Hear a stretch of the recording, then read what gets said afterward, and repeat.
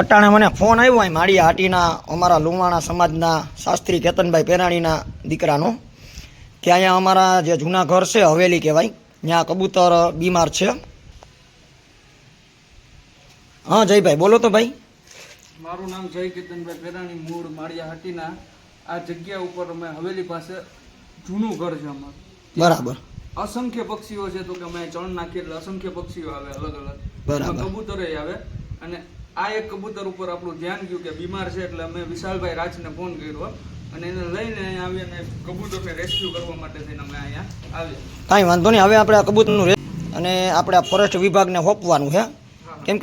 કેમ કે ફોરેસ્ટ વિભાગને સોંપીએ આપણે એટલે ત્યાંથી એ લોકો આગળ જે આની હોસ્પિટલ છે ને સીમાર, ત્યાં આને સારવાર માટે મોકલે એટલા માટે.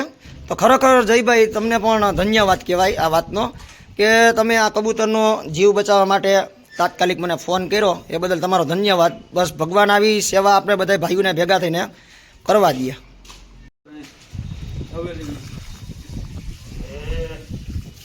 ગાડી લઈ જાય મિતેશભાઈ. થઈ જાય, વાંધો નથી.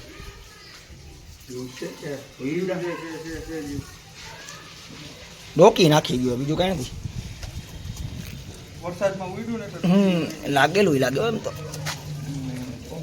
લાગી ગયું તો છે જ. ડોકી નાખી ગયું બિચારું, બીજું કાંઈ નથી.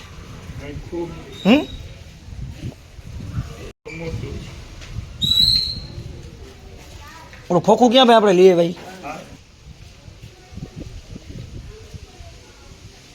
ડોક ઓલી થઈ જાય ને, ડોક ભલે ને બહાર નીકળે એટલે હું ઓલી ડોકીને વાંધો ના આવે. બંધ કરી દે.